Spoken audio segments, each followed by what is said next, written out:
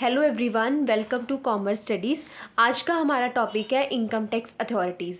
Guys, इससे पहले हम इनकम टैक्स की जो सीरीज़ है वो शुरू कर चुके हैं। हमने बहुत सारे इंपॉर्टेंट क्वेश्चंस के बारे में डिस्कशन की थी कि ये वाले क्वेश्चंस इंपॉर्टेंट हैं।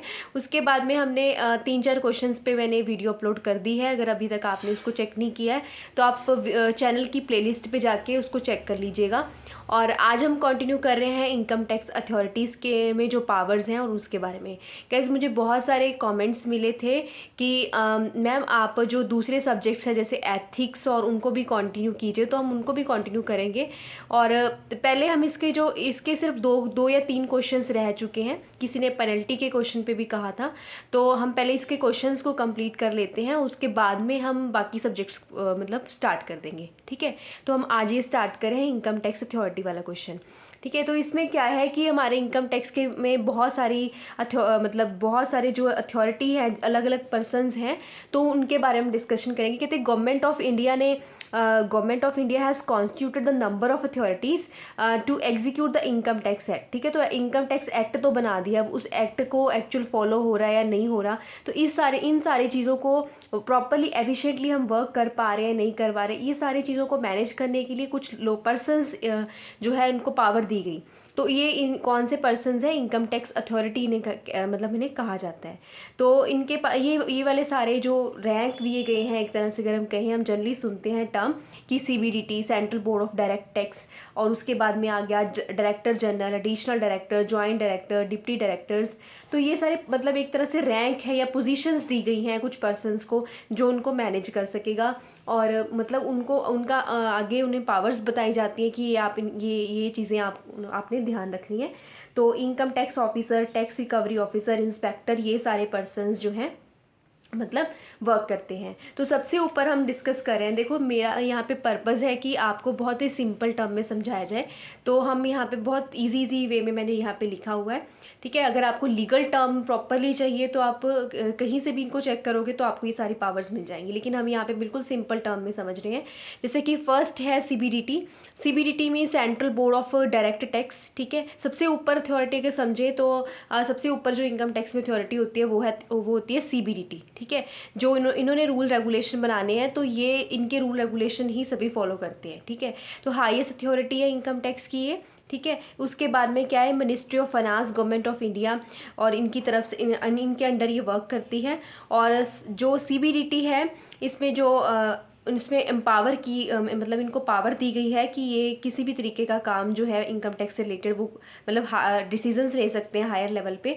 और इसमें जो उन्होंने कहा है कि जो पर्सन्स हैं वो गवर्नमेंट अपॉइंट करती है, और इसके अलावा कि 5 मेंबर्स इसमें प्रेजेंट होते हैं, मतलब 5 मैक्सिमम 5। एट प्रेजेंट हम कहते हैं 4 मेंबर हैं, एक चेयरमैन है, लेकिन 5 मेंबर मैक्सिमम इसमें पर्सन इन्वॉल्व हो सकते हैं।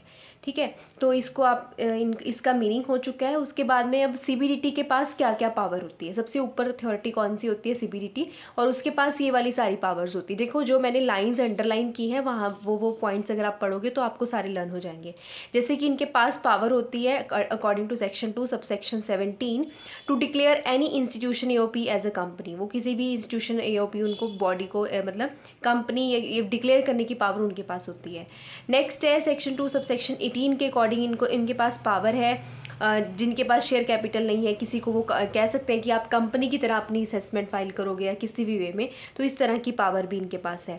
इसके अलावा ये डायरेक्ट कर सकते हैं to direct the income from the property hold under the trust. ये उनकी इनकम को डायरेक्ट करते हैं। इनकी जुरिस्डिक्शन होता है कि एरिया, मतलब इनके अंडर ये क्या करते हैं, जो इनके अंडर ये बाकी जो अथॉरिटी हैं, तो CBDT के पास पावर होती है कि उनका एरिया डिफाइन कर सकता है वो, कि जैसे एडिशनल डायरेक्टर के अंडर कौन कौन सा एरिया आएगा, कौन सी स्टेट आएगी, या क्या काम करना है उन्होंने, ये सारा कुछ उनके पास पावर होती है। CBDT इनका डिफाइन कर सकती है। नेक्स्ट है CBDT के पास ये भी पावर होती है कि वो पूरे डिफरेंट तरह की प्रोविज़न बना सकते हैं, अलग अलग जो सारी जगह पे अप्लाई होंगी।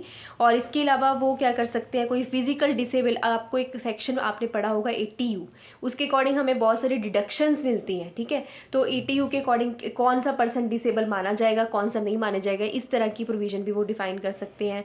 इसके अलावा कोई सर्च असीज करना है, मतलब कई बार क्या होता है कि हमने जनरली टर्म सुनते हैं हम कि इनकम टैक्स वाले आ गए थे किसी के आपके घर पे या कहीं पे भी, तो इनकम टैक्स अथॉरिटी जो है उनकी जो पावर है या सब चीज़ों को डिफ़ाइन करना भी इसी में आता है, ठीक है। मतलब इनकम टैक्स अथॉरिटी कब किसी की जाके सर्च कर सकती है, क्या क्या वो इंस्पेक्ट कर सकते हैं, इनकम टैक्स अथॉरिटी किसी की ऑफिस में या कंपनी में जाके वो क्या इंस्पेक्ट कर सकते हैं, इस तरह की सारी चीज़ें जो है वो CBDT डिसाइड करता है।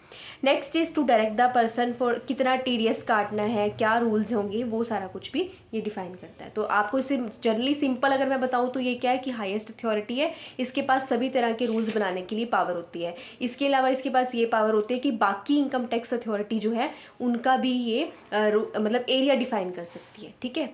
तो second is power of the principal director general, director of income tax, इनके पास पावर होती है कि वो किसी भी तरह का सर्वे करवा सकते हैं, कोई इंक्वायरी कलेक्ट करनी है कर सकते हैं, कोई भी इन्फॉर्मेशन उन्हें चाहिए वो ले सकते हैं, या फिर किसी भी बिल्डिंग या प्लेस या प्रेमिसेस पे जाके वो उन्हें लगता है कि कुछ चेकिंग करने की रिक्वायरमेंट है तो वो कर सकते हैं।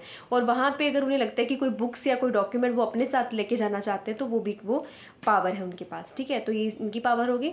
Next is power of the principal commissioner और चीफ कमिश्नर, इनके पास पावर होती है कि वो किसी भी तरह के कोई रिफंड को कैसे सेट ऑफ करना है, कैसे हमने किसी भी तरह के कोई पेनल्टी को पे करना है, कैसे रिड्यूस करना है या कितनी रखनी है, इस तरह की सारी प्रोविज़न की पावर इनके पास होती है, ठीक है। तो आप देखो हमें सारी पावर्स थोड़ी सेम सी लगेंगी, लेकिन आप की पॉइंट्स लर्न कर सकते हो। जैसे इसमें से ये 2-3 पॉइंट लर्न कर लिए, उन ऊपर वाले में से भी 2-3 कर लिए, ठीक है। तो इस तरह से आप कर सकते हो, क्योंकि सारी पावर्स इम्पॉसिबल तो नहीं कहूँगी, लेकिन टफ हो जाता है इतना सारी पावर्स को याद करना।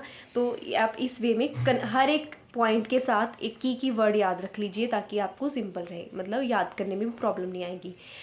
Next is power of the deputy commissioner. Deputy commissioner के पास पावर होती है कि वो किसी भी तरह की इन्फॉर्मेशन की डिमांड कर सकता है, रिफंड के लिए कह सकता है, कोई पेनल्टी लगानी है तो वो लगा सकते हैं अंडर सेक्शन 271। एंड उसके बाद कोई अपील है किसी भी किस्म की तो वो अपील कर देते हैं, तो उसके रिगार्डिंग भी वो सेटलमेंट्स कर सकते हैं, ठीक है।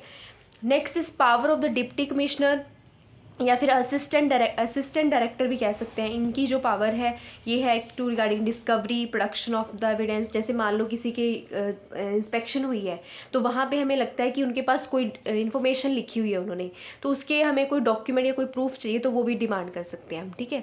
नेक्स्ट किसी भी तरीके की कोई सर्च करवा सकते हैं, सर्वे चेक कर सकते हैं। देखो आपको कॉमन से पॉइंट लगेंगे कुछ, तो हर एक में कुछ ना कुछ की वर्ड्स आपने कर लेने हैं।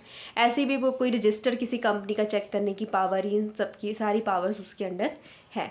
Next is power of the assessing officer. Assessing officer जो मेन अथॉरिटी हम कहते होते हैं, तो उनके पास काफ़ी पावर होती है। जैसे कि वो किसी भी एक्सपेंसेस, जैसे आप PGBP चैप्टर करते हो तो उसमें जितने एक्सपेंसेस अलाउड होंगे नहीं अलाउड होंगे वो सारा चेक करना, किस चीज़ को अलाउड करना है, कितना करना है, वो सारा कुछ देखना।